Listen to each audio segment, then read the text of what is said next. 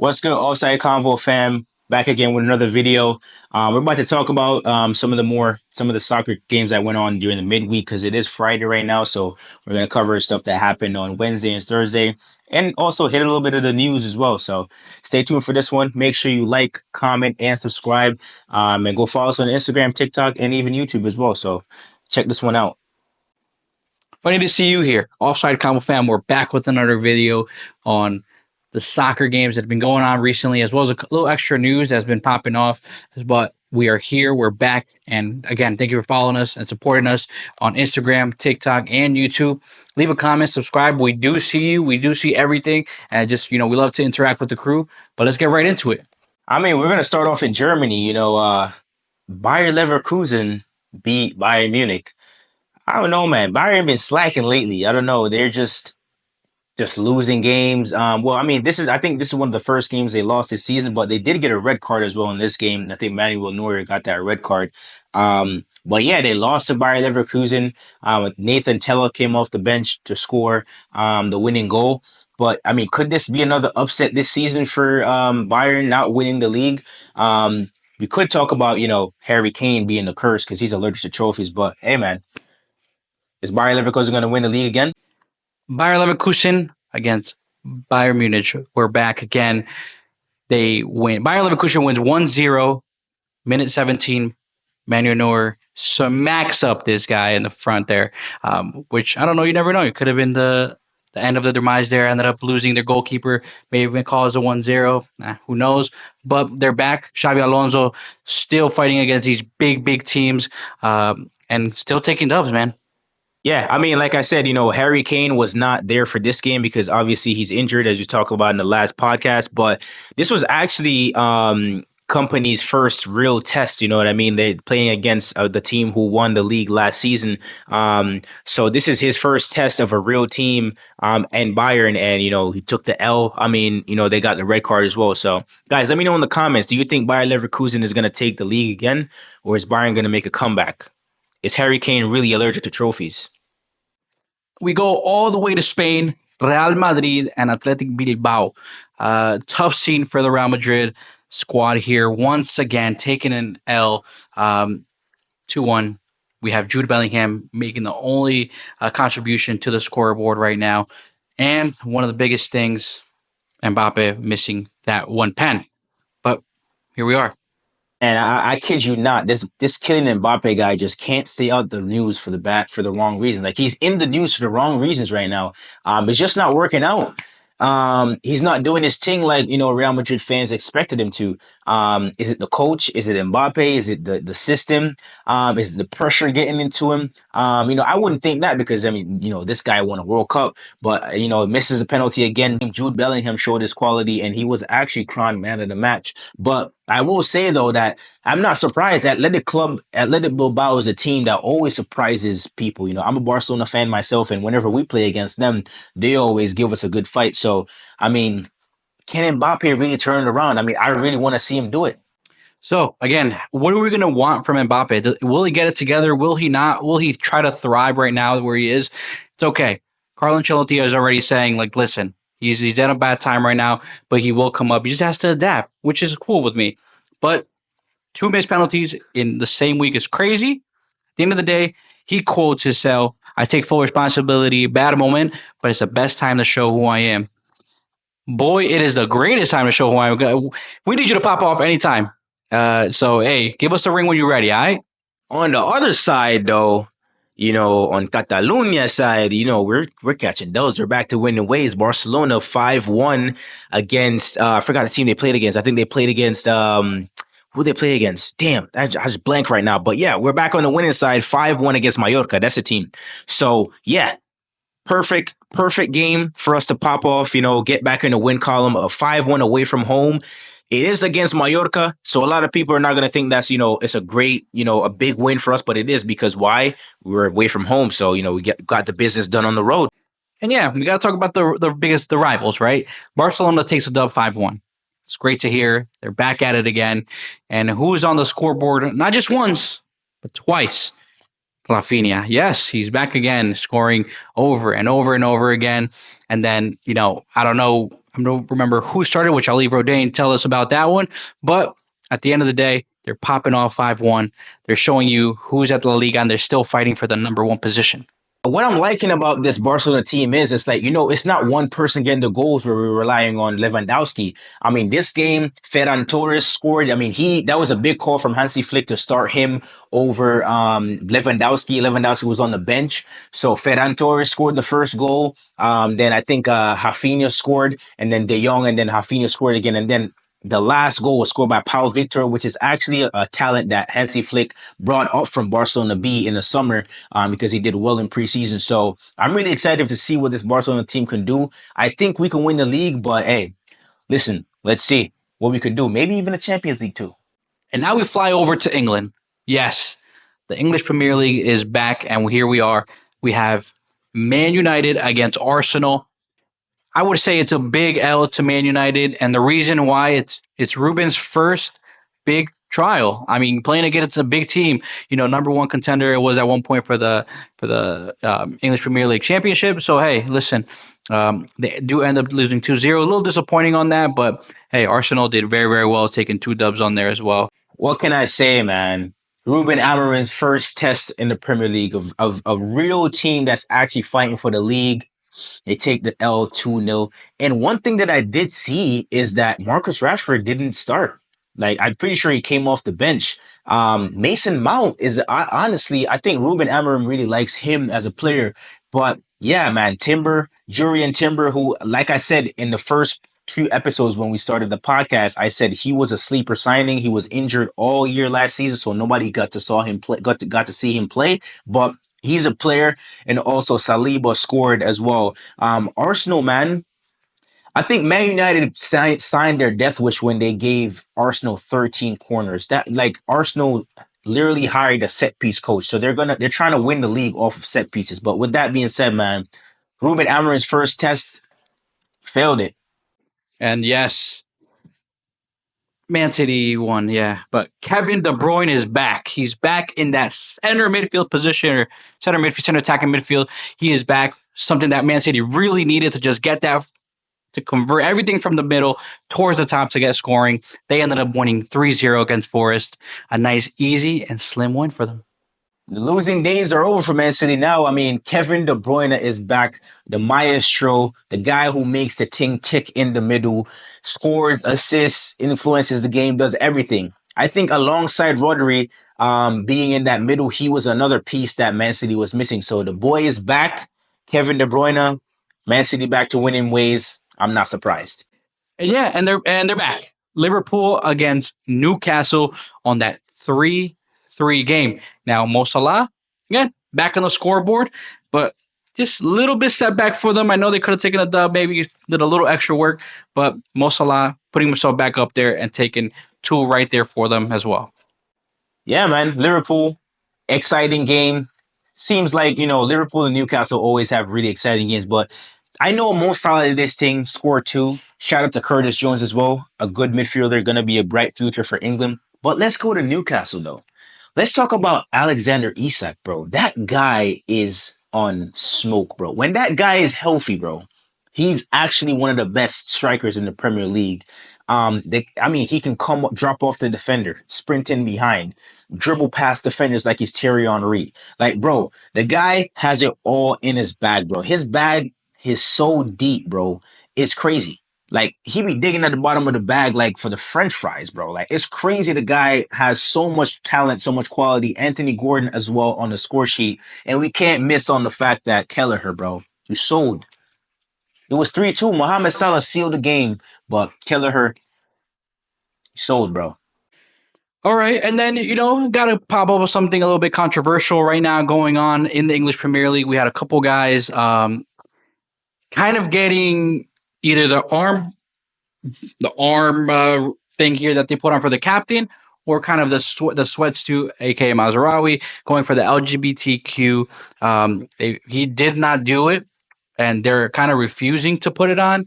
I mean, you guys tell me what you guys think. They have worn it? Should they have not? Mazraoui said it was a religious thing. Hey, listen, you cannot go away from that. But his team did support him and did not wear that one. Yeah, man. Big controversy controversial topic, however you want to name it, in the Premier League this weekend. Obviously, during these months, the Premier League always recognizes LGBTQ, but actually what happened is, three different captains on three different occasions: Sam Morsey for Ipswich Town, Mark Gurhey for Crystal Palace, and also Mazraoui for Manchester United, just chose not to, wear the armband. Or even so, I think for Mazraoui for Manchester United, they had a tracksuit where Adidas was supporting the LGBTQ community. And also Sam Morsey and Mark Gahey, instead of where Sam Morsey did not wear the armband because he's Muslim, but for Mark Gahey, he did wear the armband, but what he did was he wrote "I love Jesus" on there. Now, personally, I don't see a problem with any of what the players did. They have their reasons for not wanting to wear the armband or writing whatever they have. So I think they should have the free speech to do that. I mean, yeah. So when it comes down to these type of things going on, controversial parts of players not wanting to, let's say, wear a certain piece of clothing, I mean, they have the option to do it. I think they're based on their opinions and stuff like that as well.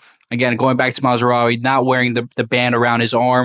Listen, there's a world full of opinions, which is why around the world there's normally, free speech. But I don't like how players are treated whenever they voice their opinions. Now, me personally, I think you can be whatever you want, right? If you want to be a pilot, you can. If you want to be a doctor, you can. If you want to identify as a different gender than you actually are, you can. But the whole agenda that everybody's trying to push, the Premier League, and this can get political too. But personally, I think that everybody should have their own opinions, and the fact that somebody does not want to wear an armband because they believe in something, the player should not be punished. And some people actually a little kind of still wearing it, but going a little around it, putting the I love Jesus part on it. But I think as of, I believe that they can do kind of whatever they want. And I appreciate Man United kind of standing up with their crew and doing it all together at the end of the day. I mean, the only thing that Mark Gahey did was he wrote "I love Jesus" on there, and now he's getting sanctioned by the Premier League for what? I mean, it only goes to show, freedom of speech only matters until a certain point. Freedom of speech is only not really freedom of speech nowadays, and unfortunately, the Mark Gahey is suffering the consequences of this. Which, in my opinion, like I said, he was wrongly uh penalized by the Premier League, because the only thing he's saying is "I love Jesus." Like, what's so wrong with that? You know what I mean? But like I said, free speech, everybody should be able to have their own opinion. Just like how people from the LGBTQ community, yeah, they can think what they want, you know what I mean? Like, they have their own beliefs, they have their what they think, but just like them, we have our own beliefs as well. And some people, they're just not with the whole agenda. So I think Mark Gahey there was wrongly penalized, and I don't think that was right from the Premier League. And there's some topic roaming around right now as well. Paul Pogba coming into the light where his brother is now being sentenced, which Rodan will kind of go over a little bit more with that. But he is being sentenced for, I think, quite a bit now.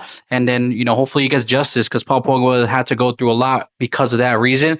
And, he's trying to just step right back into the field and with no problems on his back. So this is good for him. So yeah, man, Pogba is back in the news.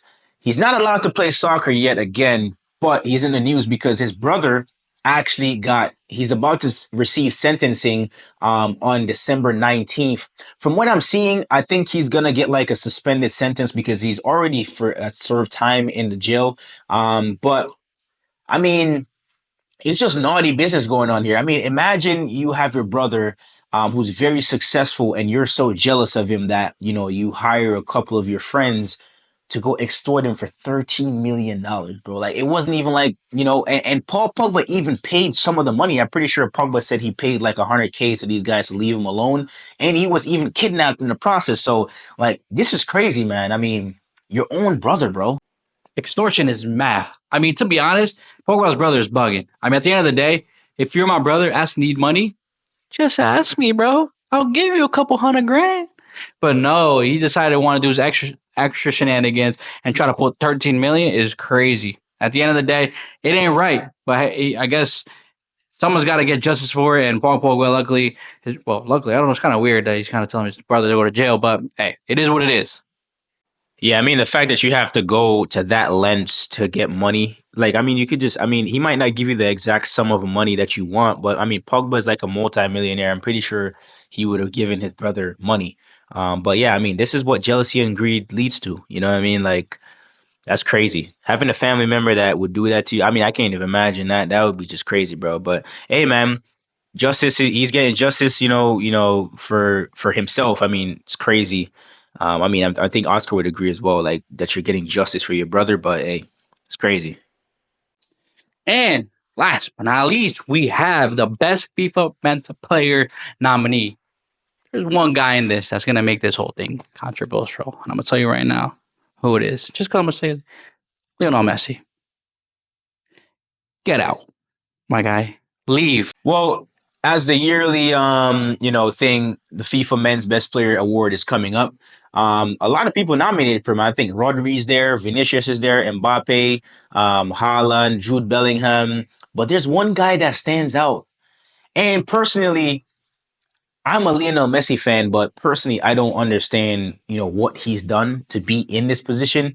Don't get me wrong. He did win the Copa America, though. So, I mean, we can give him that. He did win Copa America against a Brazil team that had Vinicius in it. So, I mean, well, actually, no, I don't even think he did that. I think Brazil actually lost to Colombia, so they didn't even make the final. But with that being said, it is very controversial that Lionel Messi is in this team because, I mean, or even in this, nomination because, I mean, really and truly, he was playing in MLS. I mean, I'm pretty sure they could have replaced him with somebody else that was more deserving.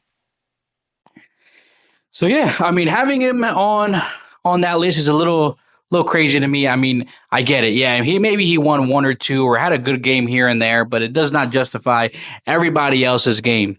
If you really, really wanted to think about it and put it on there, Jude Bellingham, great games as well for England. And you have Rodri down at the bottom. You had Vinny down at the bottom, even though Brazil didn't do that well. But everybody did a lot more or better than that Argentina squad.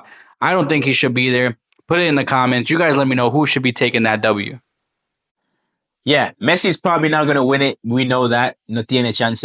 But I will say that it's kind of crazy that he's there. With that being said, though, kind of want to move him out the light because I know who's going to win this award and I know who I expect to win this award. And it's not Vinicius, guys. No, it's not Vinicius because he's not deserving.